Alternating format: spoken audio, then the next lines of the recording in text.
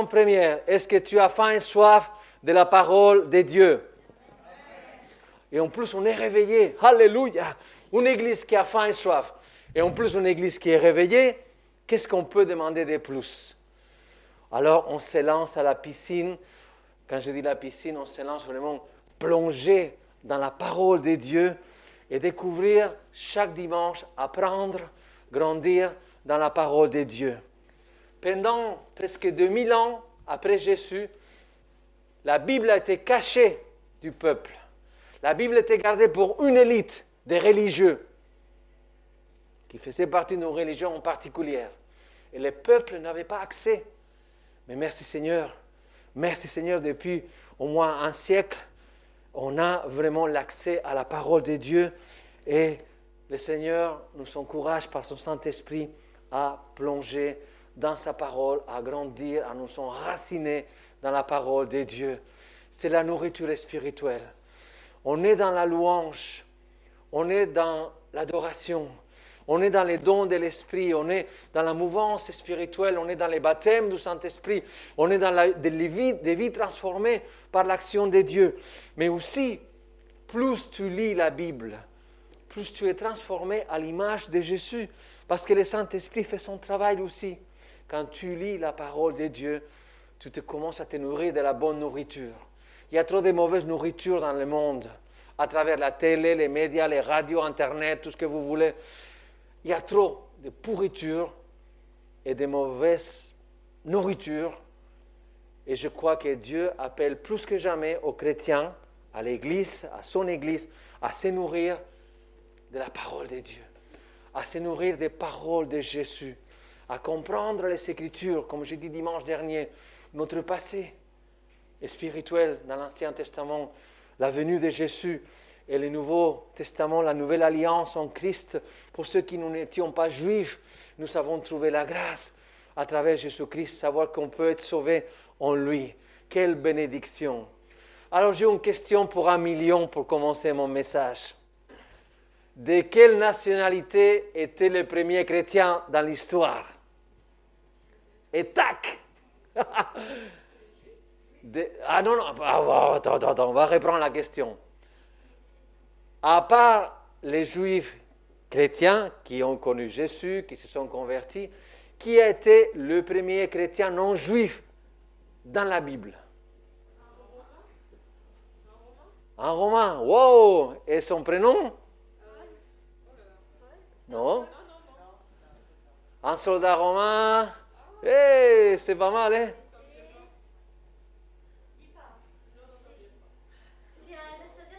Un centurion. Ok, et il s'appelle comment? C. O. R. Cornelius. Le premier chrétien non juif que le Seigneur a touché. C'était un italiano, per favore, Romani, italiano, centurioni, che pas mal, hein? Le premier chrétien était un Italien. J'aime l'italien, j'étais une fois à Rome et j'ai aimé. J'étais enchanté avec mon épouse de visiter pendant un long week-end Rome. C'était magnifique. Tellement d'histoires, tellement de choses qui sont liées aussi à la Bible, surtout la partie historique. Mais oui, cet homme, lui et sa famille, a été la première famille non juive qui a été visitée par le Seigneur et qui se sont convertis à Jésus. Mais il y a une histoire qu'on va découvrir. Alors, lisons dans le livre des Actes, dans la Bible. Actes, chapitre 10, du premier verset jusqu'au verset 4. Et je vais lire de l'écran aussi. Actes, on va l'afficher tout de suite. Et je commence par le verset premier. Il y avait à Césarée un homme appelé Corneille, qui était officier dans la troupe romaine appelée cohorte italienne. Il était pieux et craignait Dieu avec toute sa maison. Il donna beaucoup d'argent au peuple et ne cessait de prier Dieu. Vers 3 heures de l'après-midi, il vit clairement dans une vision un ange de Dieu entrer chez lui et lui dire « Corneille !» Il fixa le regard sur lui et rempli de crainte, répondit, « Qu'y a-t-il, Seigneur ?» L'ange lui dit, « Tes prières et les dons que tu as faits sont montés devant Dieu et il s'en est souvenu. » Je m'arrête là. Alors, on va découvrir Corneille. On va voir s'il y a beaucoup d'informations ou pas dans la Bible concernant Corneille. Mais en tout cas, par rapport à ces versets, il y a déjà 3 choses qui définissent, c'est du français défini, hein, qui vont définir bien cet homme Corneille. Le premier, j'invente des verbes, hein. Je défine, tu défines, il défine, c'est pas mal. Bon, qui vont définir cet homme. La première chose qu'on voit dans les Écritures, c'est qu'il s'agissait d'un centurion, c'est-à-dire un officier romain qui avait la responsabilité d'une troupe entre 100, minimum 100 personnes, voire 150 personnes. Mais on considère plus une centaine de personnes. Centurion, chef d'une centaine de soldats. Après, on voit qu'il s'agissait d'un homme pieux. Est-ce que vous, les jeunes, vous comprenez quand on dit pieux? Qu'est-ce que ça veut dire qu'il est un pieux? Qu'il était cool? Bon, non, il n'était pas cool. Ce n'est pas le synonyme de la signification, mais pieux, ça veut dire quelqu'un de bon, hein, quelqu'un de bien. Quelqu'un de bien. C'était quelqu'un qui, en accord à Dieu, était vraiment quelqu'un d'une très bonne personne. Et la troisième chose qu'on voit, c'est qu'il était généreux. Centurion, pieux et généreux. Alors, aujourd'hui, pour ceux qui ont fait partie de l'armée, n'importe quel corps de l'armée, on sait bien que pour monter en grade, il faut passer des concours. Il faut étudier, il faut se préparer, parfois c'est physique et intellectuel. Il y a des concours assez complets, mais il faut être assez sportif, mais aussi assez intelligent pour monter en grade et devenir un officier plus gradé, plus important. À l'époque des Romains, il n'y avait pas de concours. Les concours, c'était autre chose. C'était la guerre. C'est-à-dire, tu devenais officier, tu devenais un chef de troupes par ton courage dans la guerre, par ta bravure au moment du combat. Et je pense, parce qu'il était gradé, il était officier, Corneille, ou Cornelius, Corneille était quelqu'un de très courageux. Il avait été nommé en tant que chef, centurion. Ça veut dire que c'est quelqu'un qui, au combat, dans toutes ces guerres que les Romains avaient partout, un petit peu partout dans le monde antique, Cornelius n'était pas quelqu'un sans courage, était quelqu'un de très courageux, parce qu'il a dû à un moment donné ou à un autre démontrer que par sa bravure au combat, il était digne de monter en grade et devenir centurion. Alors il s'agit d'un homme qui n'est pas en poule mouillée, il s'agit d'un homme qui est courageux, un homme du terrain, un homme qui connaît le combat, les difficultés, les duretés de l'armée. Il connaissait toutes ces choses. Ça faisait partie de son caractère. Et en parallèle, c'est comme un paradoxe, tu as ces soldats forts, costauds, formés, avec autorité, mais en parallèle, tu as son cœur. Il s'agissait d'un homme pieux, d'un homme qui avait rencontré Dieu. Et on le voit dans les Écritures, hein, dans ma version à moi, il dit, le verset 2, qu'il était pieux avec toute sa maison, avec toute sa famille. Il craignait Dieu, il faisait beaucoup d'aumônes au peuple et priait Dieu constamment. On est pieux par la grâce de Dieu. Par nature, c'est spirituel, c'est un vrai miracle. Rencontrer Dieu, voir l'amour, la piété de Dieu, la compassion de Dieu, et être touché, interpellé et transformé à son image. Un homme qui vivait en communion et qui l'exprimait en prière continuelle devant Dieu. Il priait constamment le Seigneur, le Dieu d'Israël, Yahweh. Et là, sa maison, sa personne étaient des gens bien. Et la troisième caractéristique qu'on retrouve en Corneille, c'est qu'il était généreux.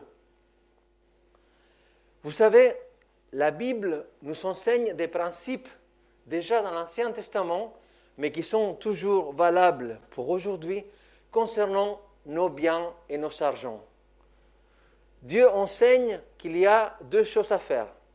Une, c'est la dîme, c'est-à-dire les 10% de mes revenus ne m'appartiennent pas, les 10% de mon salaire appartient à Dieu, et je l'amène à l'époque, les Juifs, dans les temples. Aujourd'hui, les chrétiens, nous l'amenons à la maison de Dieu, à l'église. Les 10% de mes revenus, de mon salaire, appartiennent à Dieu. Et en parallèle, il y a autre chose qui sont les offrandes. Et ça, ce n'est pas l'argent de Dieu. Les offrandes, c'est mon argent à moi. Les 90% de mon argent, c'est à moi. Les 10% appartiennent à Dieu. Et avec ces 90%, je peux faire des offrandes. Je peux donner plus que le Seigneur attend de moi. Je peux donner plus à l'Église pour faire des aumônes. On l'a fait dans le passé, vous vous rappelez, on a fait des projets humanitaires un petit peu partout dans le monde, en Haïti, en Roumanie. On a été actifs dans ce domaine. Nos aumônes ont été au service des projets humanitaires et spirituels à la fois. Et le Seigneur enseigne son Église et son peuple à marcher en obéissance à ses commandements.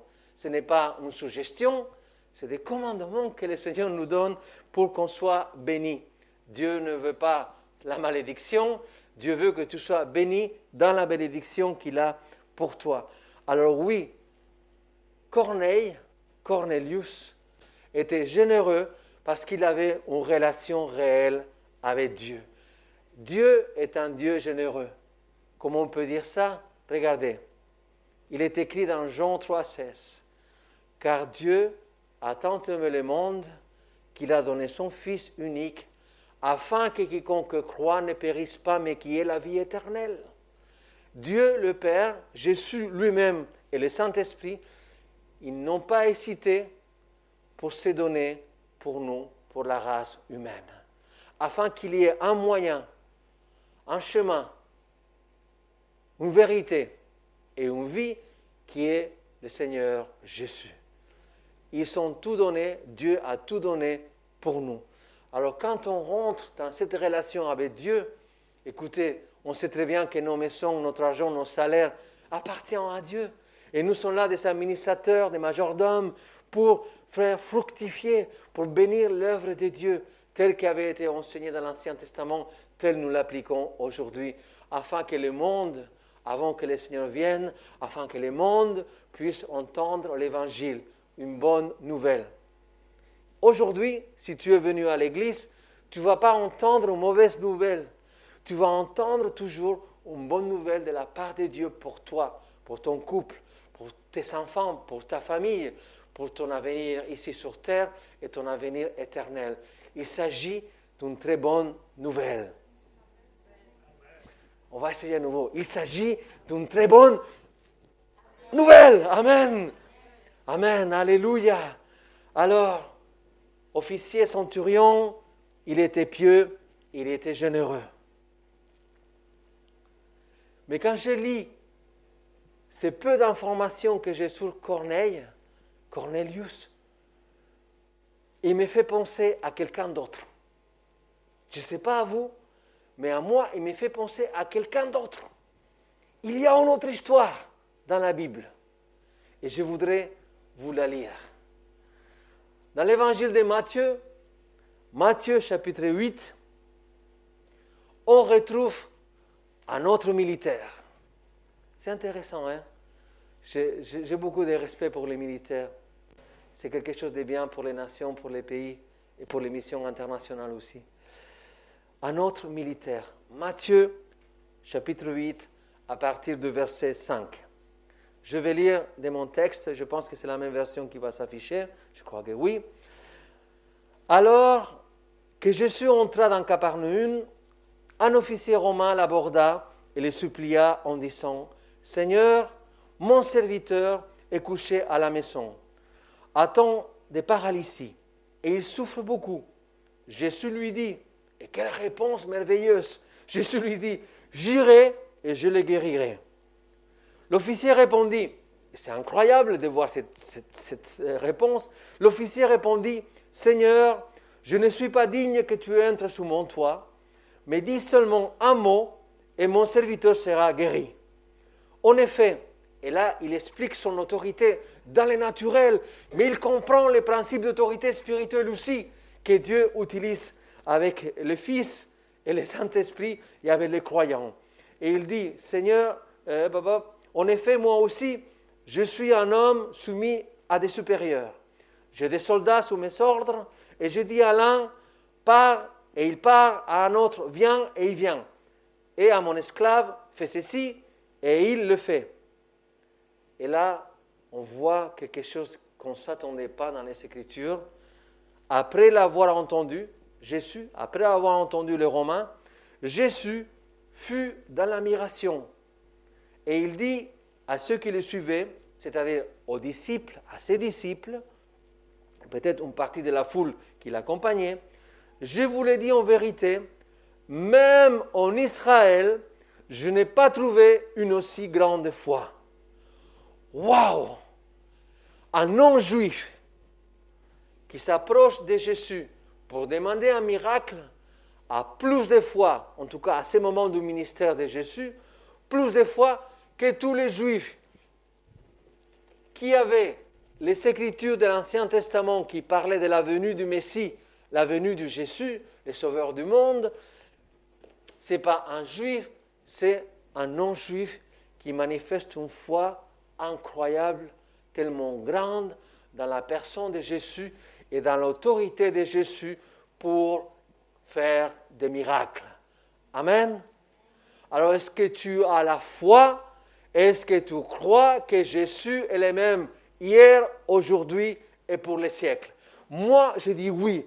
Et je crois au miracle. Et je déclare, par la foi en Jésus, qu'il n'y a aucune infirmité, aucune maladie, aucune circonstance qui peut empêcher le miracle de Dieu dans ma vie ou dans la vie de quelqu'un pour lequel j'ai prié. Voilà comment je vois la chose. Parce que je l'ai appris dans Romain. Je l'ai appris dans Centurion. Quelqu'un qui avait bien compris, un soldat, un officier qui comprenait très bien la puissance de la parole. Quand un militaire dit « va faire ça », il faut obéir aux ordres. Quand tu pries au nom de Jésus dans le monde spirituel, tu as l'autorité pour lier et délier. Jésus l'a dit. Alors prenons courage ce matin. Nous ne sommes pas simplement des chrétiens pour venir dimanche matin à l'église, nous s'asseoir, chanter un petit peu, donner nos dîmes ou nos offrandes. Et on est plus que ça.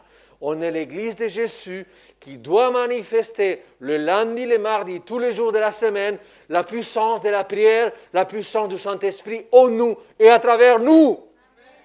Aïe, aïe, aïe, aidez-moi, devenez latino, s'il vous plaît. Devenez latino, commencez à crier pour la gloire de Dieu. Oui, on sait que c'est une vérité spirituelle qui nous a été accordée par Jésus et dans le Saint-Esprit. Nous avons reçu l'autorité de Dieu pour prier pour les malades et guérir les malades au nom de Jésus. Amen. Pour prier pour des circonstances tellement néfastes, noires et compliquées, mais Dieu est lumière, nous sommes la lumière du monde. Alors prends courage aujourd'hui dans la prière, parce que la prière, c'est la clé de mon message. Amen. Alors, je suis dans le verset 11, j'ai fini le passage. Il dit, il reconnaît la foi du chef, de l'officier romain, et il dit, « Or, je vous le déclare, beaucoup viendront de l'Est et de l'Ouest, y compris la Bretagne. Beaucoup viendront de l'Est et de la Bretagne et seront à table avec Abraham, Isaac et Jacob dans le royaume des cieux. Mais ceux à qui le royaume était destiné seront jetés dans les ténèbres extérieures où il y aura des pleurs et des grands gemements. » Jésus a une parole très dure pour les Juifs. Il dit, attention, attention, on ne joue pas avec les choses du royaume des cieux. Vous avez reçu la promesse à travers Abraham et vous n'acceptez pas le Messie qui est devant vous. Et il déclare, et je l'ai dit tout à l'heure, qu'en Abraham, toutes les nations seront bénies. Il déclare que les non-juifs de l'Est et de l'Ouest allaient rencontrer le Messie, allez avoir la foi en Jésus-Christ. Amen. Allez faire partie de la famille de Dieu. Merci Seigneur, parce qu'il a eu compassion de nous, les non-juifs. Alléluia. Mais il faut savoir une chose. Ces passages du centurion, on les retrouve en Matthieu, mais aussi en Luc. Mais il faut savoir que dans le verset 6, quand il dit « Seigneur, mon serviteur est couché à la maison », le mot en grec, c'est « païs ». Mais « païs » peut dire et signifier « serviteur » comme « enfant ». Le centurion aussi, il se peut, selon Matthieu, qu'il demandait au Seigneur « Mon enfant est couché à la maison, atteint d'une paralysie ». Il se peut que ce soit un enfant. Après, Luc, il est décrit comme serviteur. Il utilise un autre terme, doulos, qui ça veut dire serviteur en grec, mais aussi, il y a la possibilité que dans cette histoire, il s'agissait peut-être de son enfant, l'enfant de l'officier romain. Et là, on voit que Jésus, on voit la parole, et quand il va, les serviteurs vont rentrer, et les serviteurs rentrent vers la maison, l'enfant est guéri, ou le serviteur de l'officier est guéri. Amen. C'est super important ces passages. Comprendre que dans le cœur de Dieu, depuis l'Ancien Testament, Dieu a voulu le salut pour les Juifs, mais Dieu a voulu aussi le salut pour les nations, pour toutes les nations. C'est en lui, en Jésus-Christ, que toutes les nations, toutes les tribus, toutes les races, on se retrouve comme un seul corps, comme une seule nation, une nation sainte, séparés pour le Seigneur. Amen. Alors, je n'ai pas de fondement historique pour dire que l'officier romain de Matthieu est le même que Cornelius. Je n'ai pas les fondements historiques. Mais dans mon esprit, dans mon cœur, je me dis, il y a quand même quelques fils à suivre, parce que si vous lisez dans Acte 10, vous allez voir que Corneille était déjà pieux et qu'il craignait Dieu. Ça veut dire qu'avant le chapitre 10 en Actes, c'est-à-dire pendant les évangiles, il se peut que Corneille soit l'homme qui a rencontré Jésus et qui a vu le miracle de Jésus par rapport à son enfant ou son serviteur. Je crois qu'il y a une possibilité. Je n'ai pas les fondements historiques, mais en tout cas dans mon cœur, je vois un fil que je dis peut-être cet officier romain qui a vu le miracle de Dieu s'est converti, il a commencé à accepter les dieux d'Abraham, d'Isaac et de Jacob, il a connu Jésus, et peut-être quand il a vu crucifié à la croix, c'est même lui qui a déclaré cet homme était sans faute, cet homme était saint.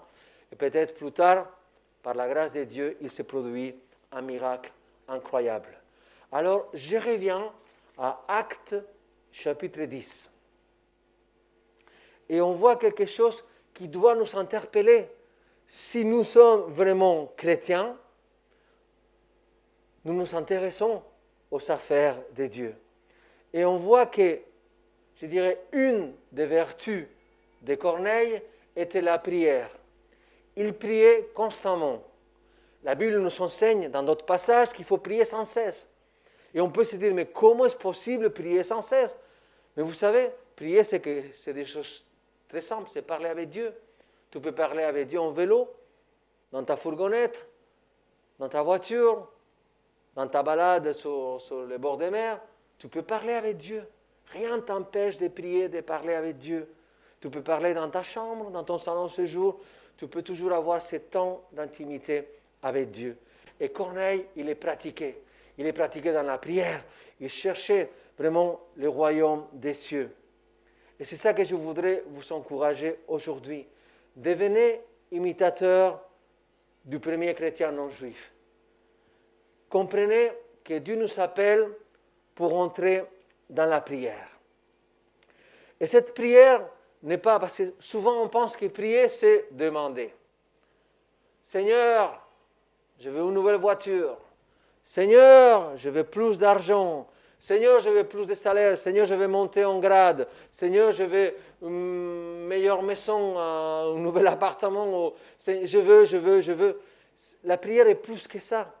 Et le but premier de la prière est très différent à demander quelque chose pour moi.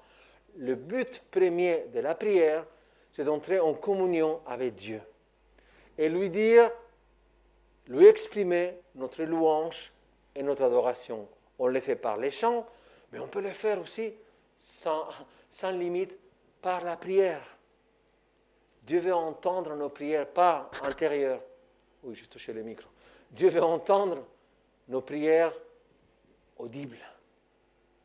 Parce que quand vous priez à voix haute, Dieu entend, mais aussi les forces des ténèbres entendent nos prières.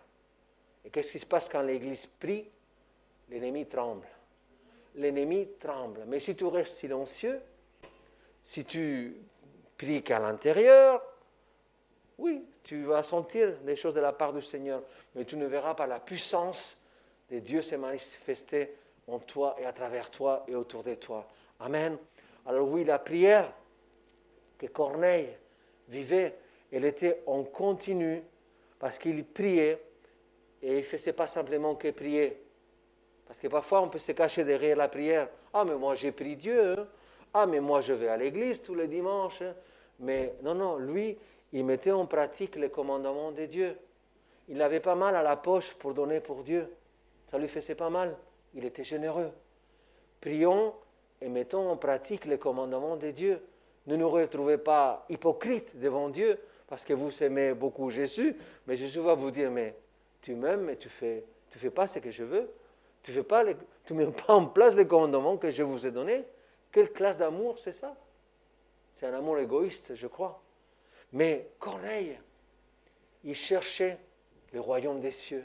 Il cherchait Dieu. Je pense parce qu'il a dû entendre peut-être Jean-Baptiste au début de son ministère et que peut-être à ce moment-là, si c'est le centurion que je pense, il avait entendu que Jésus passait par là, le faiseur des miracles, comme on l'appelait à l'époque.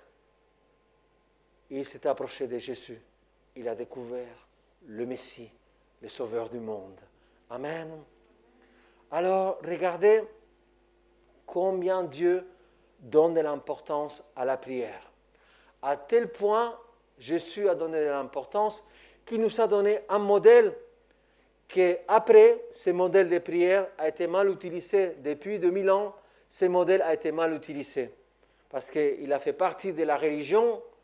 Et en fin de compte, on s'est contenté de le répéter 410 fois en croyant que si on répétait, je parle de Notre Père, si on répétait le Notre Père 30 fois, on allait être plus protégé, on était plus chrétien.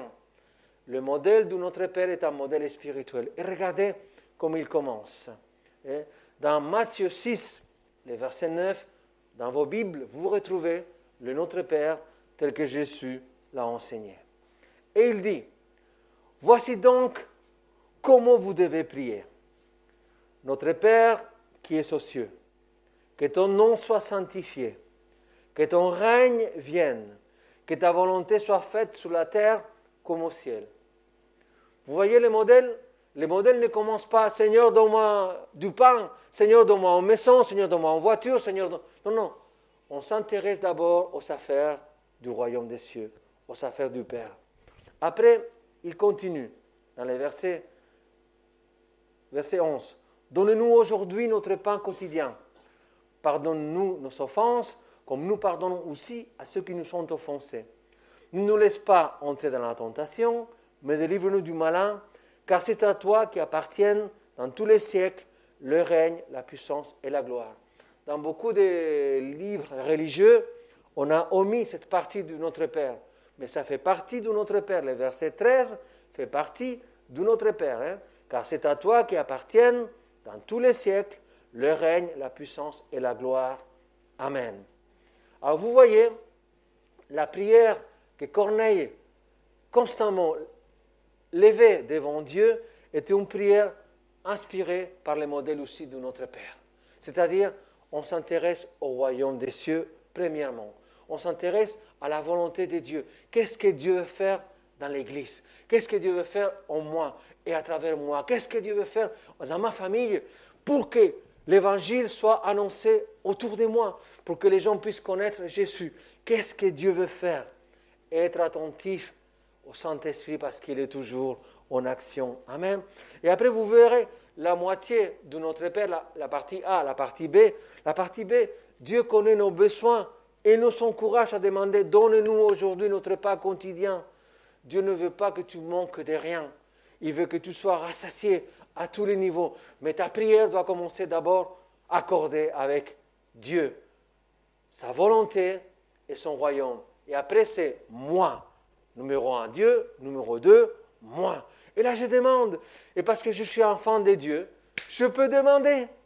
Dieu même, et ce qui sera en accord à sa volonté, il va me le donner. Et ce qui ne sera pas sa volonté, il ne va pas me le donner. Mais je sais qu'il m'aime. Mon Père m'aime. Mon Père, mon Dieu m'aime. Il ne va jamais me laisser tomber. Et la troisième partie, si la première, c'est que ton nom soit sanctifié, que ton règne vienne. Si la partie B, c'est nos besoins physiques et naturels et relationnels. La partie C de notre Père, c'est que Dieu veut qu'on soit délivré du mal. Dieu pourvoit, nous aide à être délivrés du mal si nous avons une reconnaissance de son règne, de sa puissance et de sa gloire. Vous comprenez comment ça marche? Je me soumets à Dieu et à la volonté de Dieu, et à ce moment-là, l'ennemi, il fuit. Parce que je me soumets à Jésus. Je me mets du côté de Jésus, à tous les niveaux, professionnels, au niveau des études, au niveau relationnel, amoureux, tu veux te marier un jour, soumets-toi à la volonté de Dieu. Attends, prie le Seigneur constamment, ne t'emballe pas, aie patience en Dieu, et Dieu va s'occuper de te délivrer du mal et de te délivrer des erreurs. Qu'est-ce que ça fait mal quand on se trompe? C'est une expression que j'ai appris en français. Excusez-moi si ça ne convient pas en ce moment, mais j'ai appris en français que parfois on peut se casser les dents. C'est très visuel, hein? Je ne sais pas si vous êtes tombé une fois et vous vous êtes cassé des dents, mais en tout cas, l'image, elle est là. Se casser les dents, ça fait très mal. Ça veut dire se tromper. Se tromper. Se tromper, ça fait mal aussi. Alors Dieu, il veut te délivrer du mal et du malin. Il veut te délivrer de toi-même. Mais pour cela, il faut que tu sois reconnaissant qu'il est Dieu, qu'il a une volonté, un règne et qu'il est mon Seigneur. Je suis à ses pieds. Je ne suis pas là pour commander Jésus ni Dieu. Je me soumets à mon Seigneur. Parce qu'il n'y a rien de mieux. C'est savoir, dans la volonté de Dieu, te délivre du mal. Parfois, nous, on est trop compliqués, les êtres humains. Parfois, on complique même la Bible. Quand en réalité, il suffit, et là je pense à mon épouse Valérie, quand elle était au point de se convertir, quand elle était vraiment en train de vivre cette expérience de la conversion, où Dieu lui a dit, change de trottoir. Change de trottoir.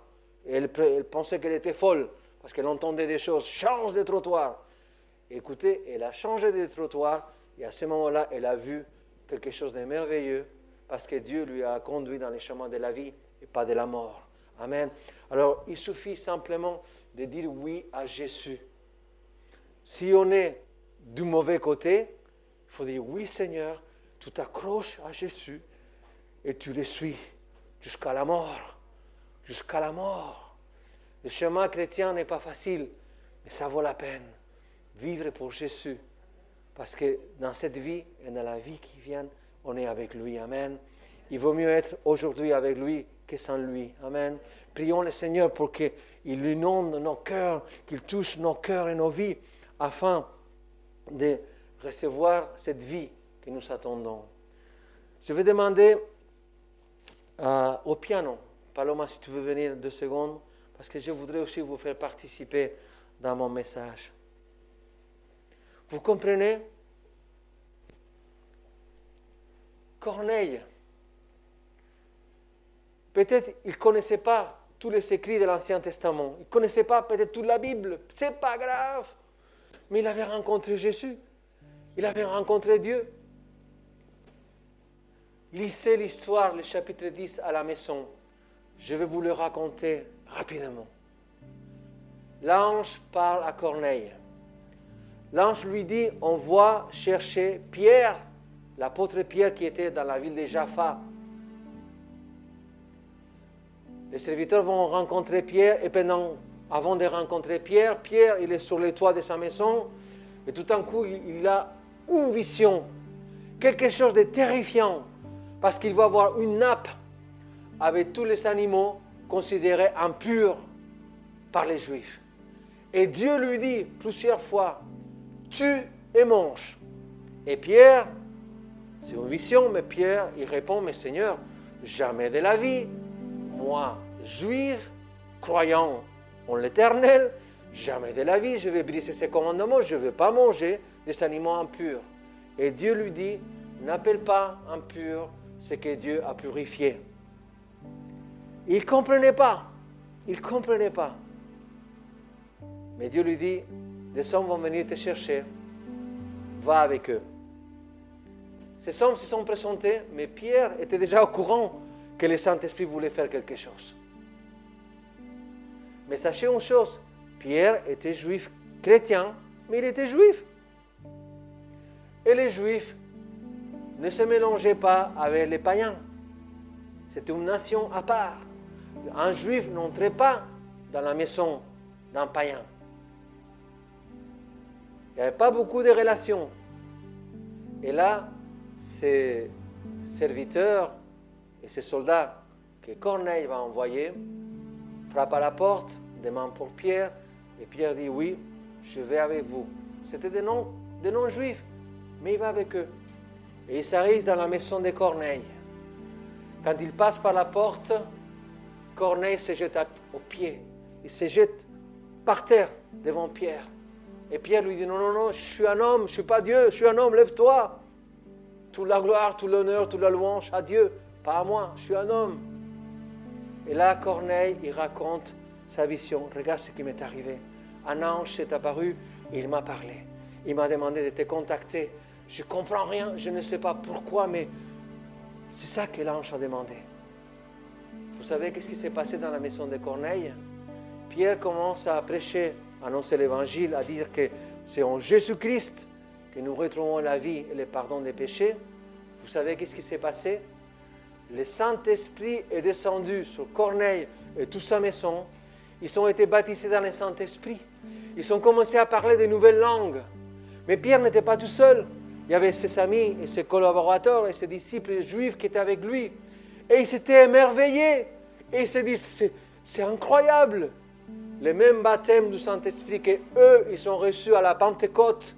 Quand ils ont entendu à Jérusalem la promesse du Père, que Jésus avait dit, ne quittez pas Jérusalem, attendez que la promesse s'accomplisse en vous, que le Saint-Esprit soit déversé sur vous. Et Dieu a donné de nouvelles langues. Et quelques semaines plus tard, ils vont voir que Dieu va donner le même don aux non-juifs. Et là, la révélation. Attention, ce n'est pas que pour nous, c'est pour tous ces gens qui vont croire et accepter Jésus-Christ. Amen. Alors, vous comprenez l'importance de prier et rester en communication et en communion avec Dieu. Pourquoi? Parce que tu ne sais pas dans quelle situation Dieu va te mettre. Tu ne sais pas quelle opportunité Dieu va te donner pour témoigner à quelqu'un, de lui dire, viens à l'église, viens à Jésus. Je prie pour toi si tu es malade. Je prie pour toi si tu as des dettes. Je prie pour toi si tu es dépressif ou en dépression. Tu ne sais pas avec qui tu vas parler demain à la sortie de l'école. Tu ne sais pas. Mais si tu es en prière, ou à la sortie de ton travail, ou dans un parking, ou dans une grande surface, tu ne sais pas. Mais tu es appelé à prier constamment, sans cesse, à être en communion avec Dieu. Pourquoi? Parce que si on le fait, si on est imitateur de Corneille, qu'est-ce qui va se passer? Le plan de Dieu se dévoile. Le royaume des cieux se manifeste en toi et à travers toi. Tu deviens un outil précieux pour le Seigneur. Mais si toi, tu ne pries pas Dieu, si toi, tu ne t'intéresses pas au commandement du Seigneur ni à la vie d'église, évidemment, tu vas être simplement ce que j'appelle parfois des consommateurs d'église. Excusez-moi de parler comme ça, mais c'est la vérité. Ne soyez pas que des consommateurs d'église. Devenez des disciples de Jésus et connectez-vous au Saint-Esprit. Dieu peut te baptiser dans le Saint-Esprit. Dieu peut te donner de nouvelles langues dans la voiture, dans ta maison. La nuit, pendant que tu dors, tu vas te réveiller, tu vas parler en langue. C'est le désir de Dieu pour nous équiper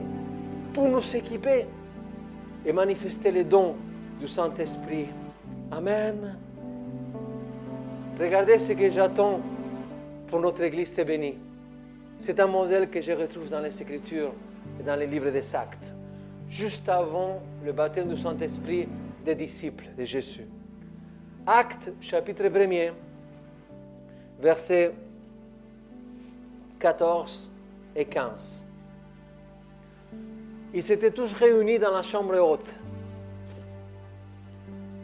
Il est écrit, tous persévéraient d'un commun accord dans la prière, avec les femmes, avec Marie, la mère de Jésus, et avec les frères de Jésus.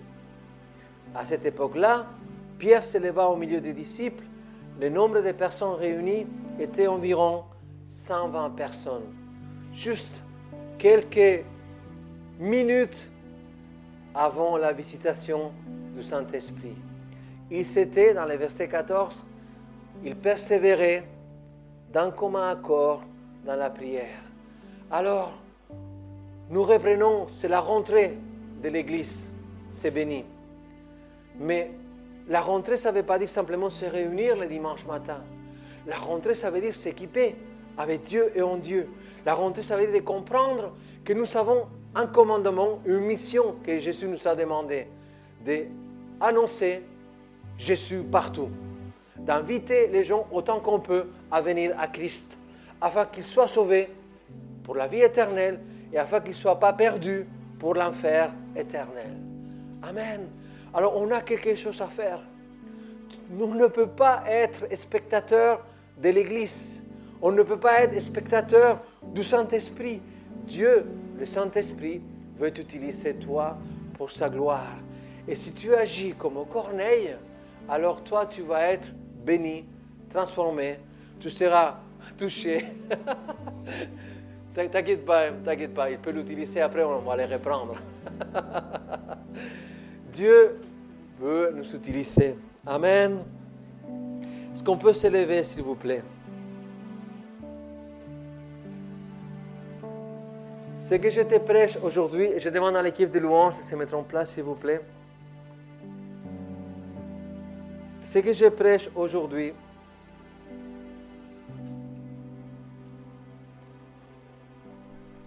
est une invitation pour que tu sortes du naturel pour rentrer dans le spirituel. Pour que tu quittes les religieux pour rentrer dans le spirituel. Dieu veut nous utiliser. Il veut nous utiliser. Je sais que chacun d'entre nous a reçu des dons et des talents de la part du Seigneur pour témoigner de son amour, pour prier pour les gens, pour intercéder pour l'Église.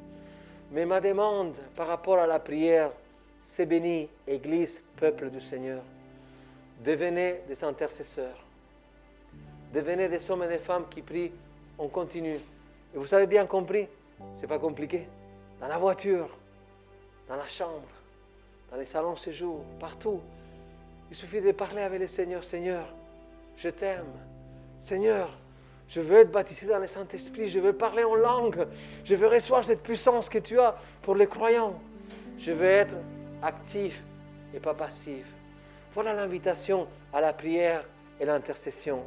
C'est quelque chose de merveilleux. C'est quelque chose de glorieux. Amen. Alors, on va louer, on va chanter avec l'équipe de louanges, mais prenez le temps de vraiment de réfléchir au message. Approchons-nous, attention à la porte. Prenons ce temps de communion et d'intimité avec le Seigneur. Amen. Je ne sais pas si vous avez aimé le message, mais en tout cas, je l'ai donné avec tout mon cœur et toutes mes forces, afin que l'Église soit édifiée au nom du Seigneur. Amen. On peut applaudir le Seigneur. Amen.